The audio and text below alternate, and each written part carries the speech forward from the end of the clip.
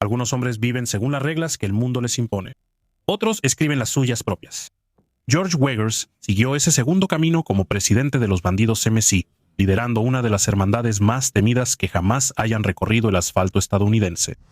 En su mundo, un apretón de manos significaba más que cualquier contrato, y la única libertad que valía la pena tener era aquella por la que morirías defendiéndola. Los motociclistas tienen una reputación notoria como una banda de criminales sobre ruedas.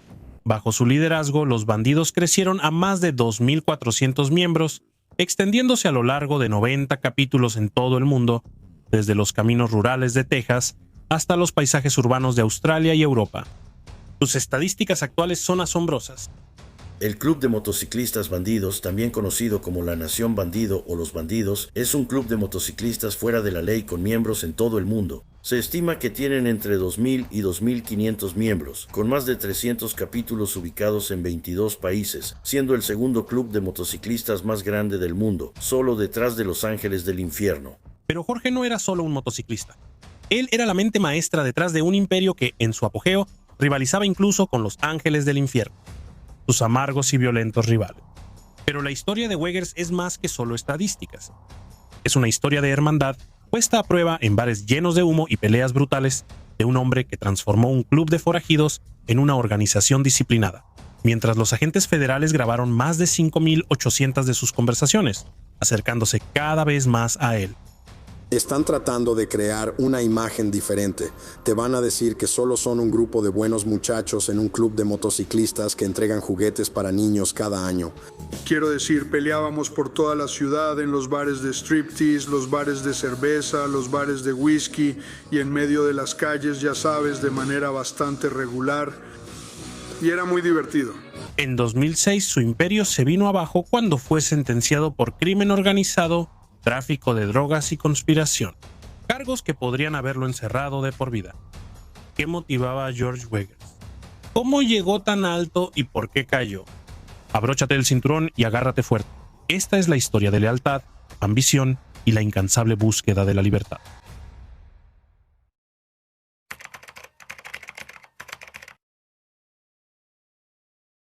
Corría el año 1972.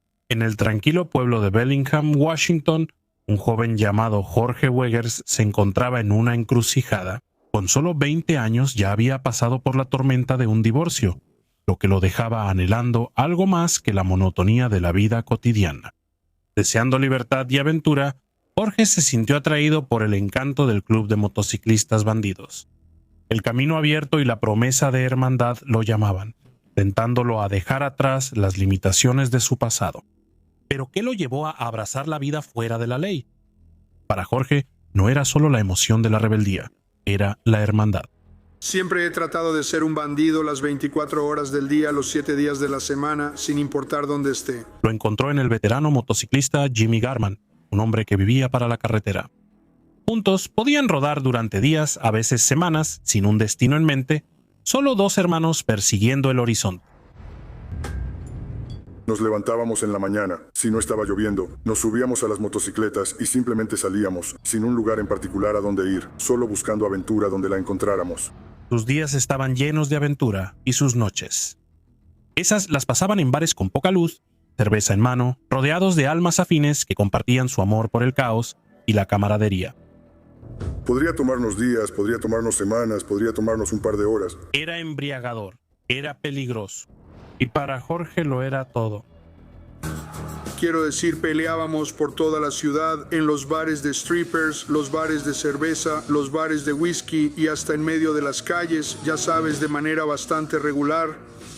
Y era muy divertido. Eran un club sucio. Quiero decir, sus colores eran sucios. Eran como la escoria de parte de la organización de motociclistas fuera de la ley. Pero cuando llegaron los años 80, la escena de los motociclistas cambió. La cocaína arrasó como un incendio forestal, transformando pequeños negocios en tratos de mucho dinero de la noche a la mañana. Luego llegaron los 80 junto con la cocaína. Todos estaban metidos en la cocaína. No solo los motociclistas, me refiero a todos. Incluso empezaron clubes de striptease, pero las strippers eran sus novias. Mucha gente tenía novias que trabajaban en los clubes. Ellas bailaban y todo eso. Era dinero fácil, un flujo constante de efectivo todos los días. Weggers, que en ese entonces era el vicepresidente del capítulo de Bellingham, pronto estaba hasta el cuello en el negocio de la cocaína, disfrutando de la emoción del dinero rápido y una reputación que no dejaba de crecer. De repente, ya no se trataba de bolsitas baratas de Benjis de $5 y, ya sabes, marihuana. Ahora se trataba de negocios de $100 de cocaína. ¿Arriesgarías todo por probar la buena vida? Por un tiempo la respuesta para George fue sí. Pero en 1981 su suerte se acabó. Agentes de la DEA encontraron 5 kilos de cocaína escondidos en su auto y fue sentenciado a 5 años de prisión. Un hombre más débil pudo haberse quebrado, pero la prisión solo alimentó la visión de Jorge. Tras las rejas empezó a ver a los bandidos de manera diferente, imaginando un club con disciplina, unidad y alcance. Y en febrero de 1985, la DEA realizó arrestos importantes de los bandidos. Hoy hubo una importante redada federal contra la banda de motociclistas autodenominada Bandidos en varios estados. La mayoría de los cargos eran por anfetaminas, no por exceso de velocidad en las carreteras, sino por fabricar y vender anfetaminas a los consumidores de drogas. Cientos de agentes federales fuertemente armados, junto con la policía estatal y local, lanzaron hoy el mayor operativo de arrestos jamás realizado contra una banda de motociclistas estadounidense, los Bandidos. Para 1987, cuando salió de prisión, los bandidos de Washington eran solo una sombra de lo que fueron. Muchos habían sido encarcelados o habían dejado el club. Mis planes cuando salí de la cárcel en el 87 eran volver a casa y que todo fuera igual, pero nada era igual. Sabes, había muchos menos hermanos, muchísimos menos. Para algunos parecía el final. Pero George, él vio un nuevo comienzo. Piénsalo, ¿qué harías si tuvieras que reconstruir desde cero? Él asumió el cargo como presidente de los Bandidos de Washington y trajo consigo un enfoque radicalmente nuevo. No más violencia imprudente, no más peleas caóticas. Exigió buena presentación, trabajos reales y un nuevo respeto por la disciplina. Me di cuenta de que nuestra reputación de violencia y crimen no hacía más que perjudicar al club. Necesitábamos cambiar eso, no puedes andar en motocicleta en la cárcel. Los veteranos se resistieron, pero Weggers no se echó para atrás. Estaba traicionando o subiendo de nivel. Los resultados hablaban por sí mismos. La membresía se disparó. Nuevos capítulos surgieron por todo el estado de Washington. Incluso las fuerzas del orden tomaron nota. El club creció. El club creció. Los clubes de motociclistas necesitan dejar de discutir, pelear y pelearse entre ellos. Necesitamos unirnos o vamos a correr la misma suerte que los nativos americanos. Ya sabes, el gobierno federal simplemente va a tomar el control total sobre nosotros. Las detenciones disminuyeron y por primera vez los bandidos tenían una reputación por algo más que el caos. Para 1998, Jorge había transformado a los bandidos de un grupo de renegados en una hermandad poderosa y organizada. Algunos lo llamaron reforma, otros lo llamaron una revolución. Pero todos estuvieron de acuerdo, Jorge Weggers había cambiado las reglas del juego para siempre. Jorge realmente animó a la gente a mejorar su comportamiento, dejar de ir a prisión, dejar de terminar muertos y ser un poco más respetables.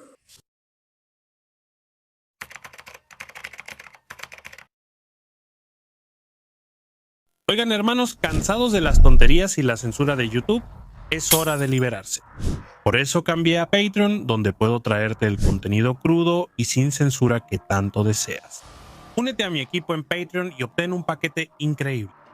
Acceso anticipado exclusivo a todos los videos días antes que en YouTube y una experiencia de visualización 100% libre de anuncios. Discusiones comunitarias sin censura y sin restricciones, el doble de contenido. 2 videos increíbles cada semana. Acceso VIP. Interacción directa conmigo, Inside Scoop. Actualizaciones exclusivas del mundo biker que no encontrarás en ningún otro lugar. ¿Listo para unirte a la élite? Haz clic en el enlace de Patreon ahora. Tu apoyo no solo nos mantiene en marcha, alimenta una revolución de contenido sin censura y sin restricciones. Únete ahora y desbloquea un mundo de beneficios exclusivos. En el año 1998, Craig Johnston, el presidente nacional de los bandidos, acababa de ser arrestado por cargos de drogas en Texas y enfrentaba una década tras las rejas. Se generó un vacío de poder dentro de las filas de los bandidos. ¿Quién daría un paso al frente para llenarlo? La respuesta: un candidato inesperado del estado de Washington. Jorge Weggers, recién salido de sus éxitos al reformar a los bandidos de Washington, viajó a Texas, el corazón del territorio bandido, para presentar su caso por el liderazgo. San Antonio está en el capítulo más rudo del país. Siempre nos mantuvimos muy unidos. Nos fuimos juntos, llegamos juntos. Siempre el capítulo más grande. Imagina la tensión, un forastero, un norteño, atreviéndose a desafiar las raíces tejanas del club. Para la vieja guardia, esto fue una maniobra audaz y nada bien recibida. La tradición estaba en su sangre y no iban a dejarla ir fácilmente. Muchos de los veteranos no querían ningún cambio, no querían que yo fuera el presidente. Todos los presidentes anteriores habían sido de Texas, yo era de Washington. Pero Weggers tenía algo que ellos no, una visión. Hablaba con pasión, describiendo un futuro de crecimiento y expansión mucho más allá de sus expectativas. Un club disciplinado, con apariencias más limpias, menos problemas con la ley y un alcance global. Quería que fueran el club más grande y el mejor del mundo. No más iniciaciones brutales, no más violencia caótica, solo una hermandad unida con un solo propósito. Algunos se burlaron de la idea. ¿Cambiar su forma de vida? La sola idea parecía una traición. Pero otros escucharon, atraídos por las posibilidades que él describía. ¿Elegirías la tradición o te lanzarías a la transformación? Los debates se prolongaron durante horas. El ambiente estaba cargado de tensión. Finalmente, después de un maratón de 24 horas de acaloradas discusiones, se tomó la decisión.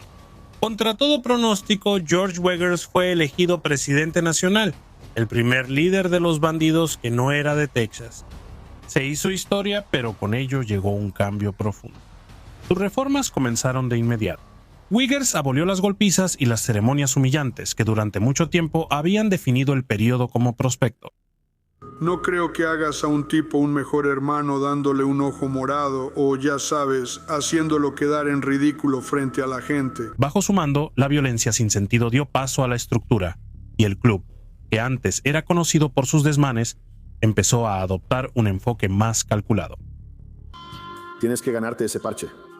Es un proceso de 3 pasos. Primero te la pasas con el club, luego eres prospecto del club y si tienes suerte, puedes llegar a ser un miembro con parche completo del club.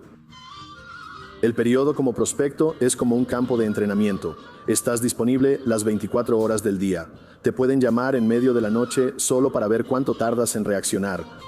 No querías aceptar a cualquiera. Querías personas con carácter. Querías personas en las que pudieras confiar. Querías personas que no fueran policías. Y los resultados fueron asombrosos. Para 2001, la membresía había aumentado a 1,200 con capítulos de los bandidos repartidos en 80 ubicaciones. Los bandidos usaban chalecos limpios y bien cuidados, tenían trabajos legítimos y mantenían una apariencia pulcra, pero el espíritu forajido seguía igual de arraigado. Seguían siendo motociclistas y forajidos, y aún protegían su territorio, su hermandad y su orgullo. El crimen y la concentración de motociclistas parecen ir de la mano. La cantidad de asaltos rutinarios, de peleas en bares, esas simplemente seguían aumentando. ¿Fue esto una reforma genuina o solo una forma más inteligente de operar? Mientras Weggers continuaba consolidando su influencia, la sede nacional de los bandidos se mudó a Bellingham, Washington, trayendo tanto prominencia como escrutinio a su ciudad natal. Las autoridades lo notaron, especialmente el sheriff Bill Elfo, quien vio un cambio en la actividad criminal del club, ahora más sofisticada y más organizada. Los hemos visto involucrados en todo, desde robo de vehículos, motocicletas, tráfico de metanfetaminas, extorsión y todo tipo de crímenes similares. El detective Al Jensen observaba con una determinación creciente, reuniendo cuidadosamente un caso contra el hombre que había transformado a los bandidos en una fuerza poderosa y organizada. Nos sentamos y miramos a Jorge. O sea, él era el presidente nacional e internacional. Era el jefe de una organización criminal justo aquí en nuestro territorio. Simplemente decidimos, vamos a ir tras él. Veamos qué podemos hacer. Veamos en qué estaban involucrados. Por supuesto, nuestro objetivo era que nuestro testigo colaborador entrara al club, a la organización. Queríamos que el testigo colaborador se convirtiera en un bandido. Lograron que Repositorio Pedro, un informante de la policía, entrara al club. Hizo todo lo posible por ganarse la confianza del presidente Glenn Merritt. Se hizo muy buen amigo del presidente del capítulo de Bellingham, quien era Glenn Merritt. ¿Y su plan? Comprar bienes robados y drogas de Glenn Merritt. Estábamos comprando narcóticos, empezamos a comprar varias onzas de metanfetaminas a la vez de Glen Merritt. Compramos armas robadas. Repo Pete intentó acercarse a el presidente George Weggers, el objetivo principal de Al Jensen, pero no pudo. Estaba parado hablando con algunos de los hermanos y Repo Pete se acercó. Dijo algo sobre que mi parche estaba un poco sucio y le dije, te voy a decir algo. Sabes, cuando necesite que alguien me diga algo sobre mi parche, mis hermanos lo harán por mí. No necesito que tú lo hagas. George tenía grandes planes para expandir el club de motociclistas bandidos. Él no tenía tiempo para andar perdiendo el tiempo como Pedro. Su plan era invitar a clubes más pequeños a unirse a los bandidos. Y funcionó, ya que tenían la reputación de ser un club de motociclistas fuerte y contaban con muchos miembros. Una oferta que ninguno de ellos rechazó.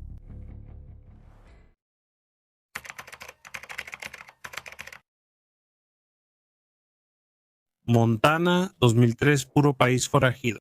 El tipo de lugar donde la palabra de un hombre y su parche significaban algo.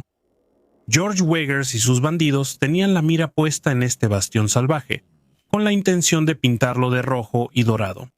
Su estrategia era simple: entrar con fuerza, hacer que los locales se cambiaran de parche y expandir el imperio. Funcionó de maravilla en todos los demás lugares. Pero Montana tenía otros planes. Allá en Great Falls, los Kingsmen no aceptaban nada de eso. Estos no eran unos aficionados de ocasión. Estos muchachos tenían hierro en la sangre y el respaldo de la gran máquina roja, los propios Hells Angels. Presumían que iban a ser Hells Angels y simpatizantes de los Hells Angels, pero no nos apoyaron en absoluto. Para Weggers, esto ya no se trataba solo de territorio. Tener aliados de Los Ángeles andando libres en su propio territorio, eso no lo iba a permitir. Cuando la sede de los Kingsmen se incendió, todos supieron lo que estaba pasando. Uno de los Kingsmen, su cochera se usaba como club y una noche la incendiaron con bombas Molotov. Kingsman creía firmemente que el ataque incendiario fue porque los Kingsman no se estaban doblegando ante los bandidos. No había pruebas que señalaran a los bandidos, pero la justicia callejera no necesita papeleo. Los Kingsmen, liderados por su presidente, Scott Grease Spencer, simplemente mudaron su taller y mantuvieron sus motores encendidos.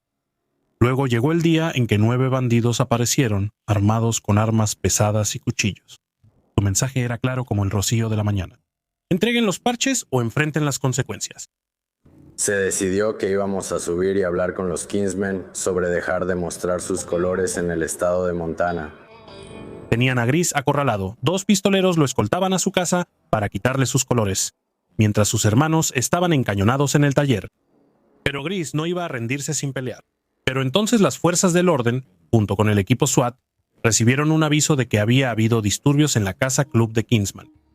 Nuestros oficiales establecieron un perímetro exterior y básicamente atraparon a los bandidos dentro del negocio en ese momento. De regreso en el taller, sus hermanos se vieron obligados a entregar sus parches, emblemas sagrados de hermandad que les fueron arrebatados a punta de pistola. La ley intervino con fuerza, pero el código de la calle pudo más. Tomamos cualquier arma que lleváramos encima, ya sabes, yo llevaba un cuchillo y mi hermano llevaba un arma. Ningún miembro de los Kingsmen quiso hablar, y los cargos contra los bandidos se desmoronaron como hojas de otoño. La víctima se negó a cooperar en el caso y sin una víctima que cooperara era prácticamente imposible procesar el caso. Para Weggers fue otro logro más, pero la ley estaba observando y estaban tomando nota. Volvimos a analizar algunos de nuestros registros telefónicos. Y entonces se volvió muy obvio que durante ese secuestro se hicieron llamadas telefónicas desde celulares dentro del edificio donde ocurría el secuestro a Glen Merritt. Glen Merritt inmediatamente llamó a George Weggers. George Weggers o le devolvía la llamada a Glen Merritt o Glen Merritt llamaba de inmediato de regreso al lugar del secuestro. Todo lo que se estaba haciendo en ese secuestro estaba siendo controlado desde aquí, en nuestra comunidad, por Glen Merritt y George Weggers. Fue entonces cuando de repente nos dimos cuenta de que ahora teníamos una conexión con una organización criminal importante. Han estado involucrados en crímenes violentos a través de las fronteras estatales. Tenemos un rebote. El trueno no había terminado de retumbar. Ese mismo año en Sturgis, donde el olor a aceite y cuero impregnaba el ambiente como si fuera una religión, Weggers jugó su carta más audaz hasta el momento. El detective Al Jensen sigue a George Weggers y a los bandidos hasta Sturgis para continuar con sus investigaciones. Sturgis es probablemente la concentración de motociclistas más grande del país. Se lleva a cabo cada año. Sturgis es un evento enorme y como les digo a las personas, los musulmanes van al muro, los motociclistas van a Sturgis. Y en Sturgis se encuentran con los ángeles del infierno. Los bandidos y los ángeles del infierno no se llevan bien. Y aparentemente ocurrió un incidente durante ese evento donde el hijo de Jorge fue agredido. Imagínate esto, el presidente de los bandidos con la espalda recta como el acero, estacionándose justo en el patio de Los Ángeles. De un lado, Weggers con su jefe de guerra y un muro de rojo y dorado. Del otro lado, el legendario Sonny Barger en persona, rodeado de sus ángeles. George llegó montado junto a uno de sus sargentos de armas nacionales y se estacionaron justo frente a la tienda de los Hells Angels, que está justo en Main Street. Los bandidos fueron y se formaron frente a la tienda de los Hells Angels, hombro, con los brazos cruzados, como una demostración de fuerza. Hubo un enfrentamiento cara a cara entre George Weggers y Sonny Barger. La calle se queda en completo silencio cuando Weggers agarra a Barger del cuello de la camisa. Fue una discusión bastante acalorada. Ambos estaban rodeados por los miembros de sus propios clubes. La confrontación terminó cuando George agarró a Sonny Barger y literalmente lo levantó. Ese día no se derramó sangre, pero todo motociclista que se respete lo sabía. Esto era solo el comienzo. No eran solo guerras de territorio. Se estaba escribiendo historia forajida de la vieja escuela en tiempo real. Weggers había demostrado que podía enfrentarse a cualquiera.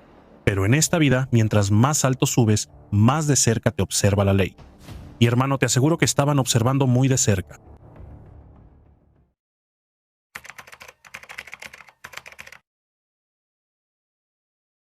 Para 2005, los agentes federales ya tenían a Weggers bien en la mira.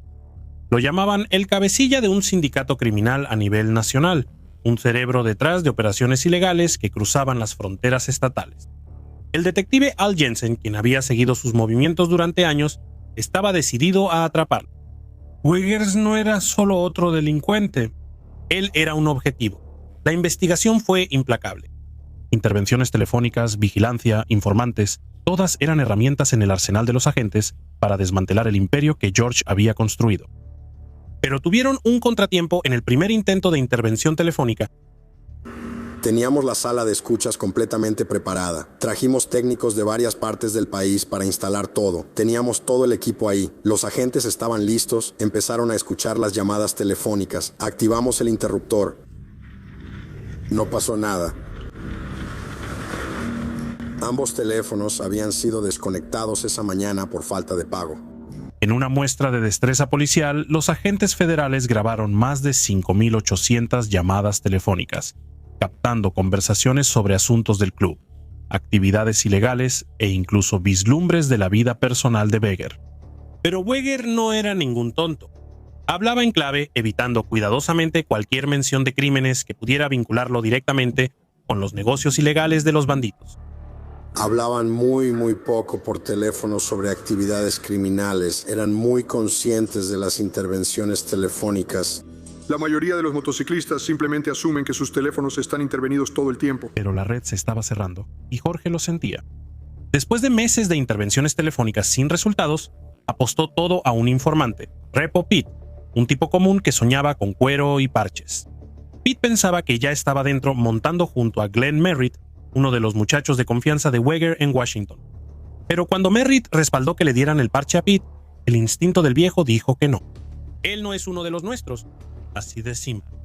Le dije a uno de los miembros que si se acercaba a menos de 3 metros de mí, lo noquearía. Después de todo eso, Jensen decidió volver a investigar el caso de Montana y el caso de secuestro de Kinsman bajo las leyes federales RICO. Él esperaba provocar a Weggers para involucrarlo en el caso. Incluso envió agentes de la ATF para intimidarlo. Enviamos físicamente a agentes para visitar a cada persona que estuvo involucrada en el caso de secuestro en Montana. Y básicamente les dijimos que estábamos reabriendo el caso bajo estatutos federales. El sheriff llega, sale de su auto con el arma desenfundada y me la apunta. Ya sabes, oye, eres tú, Aaron Wise, eres tú, sabes, tengo una orden de arresto para ti del gobierno federal por secuestro y crimen organizado. Justo como esperaba, los bandidos empezaron a entrar en pánico.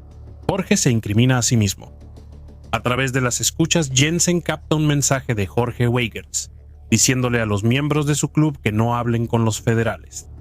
Asegúrense de que todos, absolutamente todos, sepan que no vamos a hablar con esa gente. Y no hablar con esa gente significa no tener ninguna conversación con esa gente. Y con eso, el detective Al Jensen finalmente consigue la evidencia que necesita para atrapar a George. Se dieron órdenes. George fue muy tajante en que nadie debía hablar con la policía. Fue muy específico sobre eso. El 6 de octubre de 2006, finalmente bajó la guardia. Fue arrestado por cargos de crimen organizado, conspiración y tráfico de drogas. Delitos cometidos en 4 estados diferentes que involucraban secuestro, interferencia con testigos, venta de drogas, agresiones y extorsión. Enfrentando una sentencia de cadena perpetua casi segura, hizo un trato y se declaró culpable de un cargo de conspiración para reducir el tiempo en prisión. Para Weigers fue una retirada táctica. Creo que el acuerdo se dio porque el gobierno federal se dio cuenta de que no tenía ningún caso en mi contra. Obtuvimos declaraciones de culpabilidad de cada individuo. No fue solo el presidente internacional quien admitió que esto era una organización criminal. Fueron sus lugartenientes, no sus presidentes de los capítulos. Todos cayeron por rico. Y obtuvimos condenas para cada uno que se presentó ante un tribunal. No estoy seguro de que eso se haya hecho antes. Pero para los bandidos fue un golpe al corazón. Imagina los susurros de traición entre sus hermanos, la incertidumbre que se apoderó de ellos.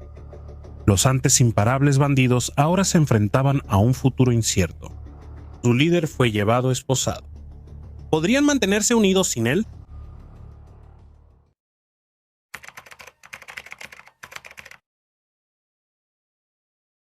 La prisión era una jaula, un contraste marcado con la libertad que Jorge había conocido antes. El camino abierto, el rugido de los motores, las noches salvajes con sus hermanos, todo eso se había ido. Ahora eran frías barras de acero, muros de concreto y el silencio interminable del encierro. Pero incluso en este lugar, Weigers encontró la manera de resistir. Organizaba partidas de póker con otros reclusos, contaba historias de su vida afuera y mantenía vivo el espíritu del camino, aunque solo fuera en recuerdos. En la prisión, el respeto era la moneda de cambio y Weigers tenía mucho. No solo sobrevivió, él imponía cierto respeto entre quienes lo rodeaban. ¿Alguna vez has pensado en lo que se necesita para aferrarse al orgullo cuando no tienes nada?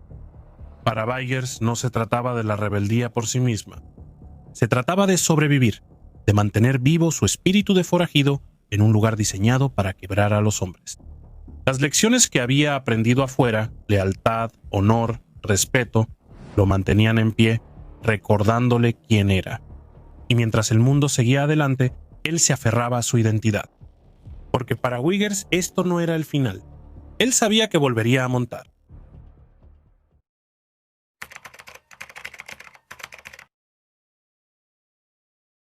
En 2008, George Weigers salió de prisión, un hombre libre en cuerpo, aunque no completamente en espíritu. Sin embargo, los bandidos a los que regresó no eran los mismos. Habían cambiado, debilitados por la presión de las autoridades y divididos por conflictos internos. La hermandad que había construido estaba fracturada y la lealtad se había debilitado. ¿Qué pasa cuando la familia que construiste empieza a desmoronarse?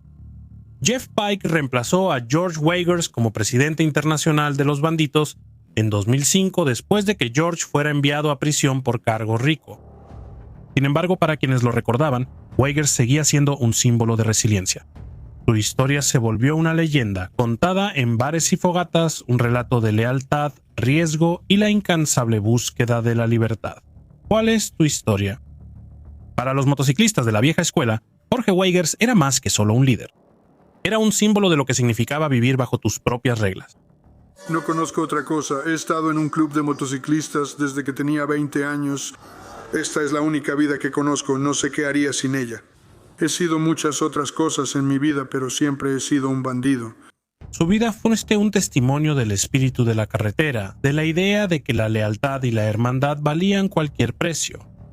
George Weigers ahora está retirado del club de motociclistas forajidos.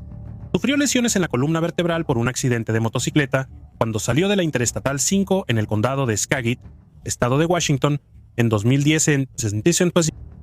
Y mientras haya motociclistas en la carretera, el legado de George Weigers seguirá vivo.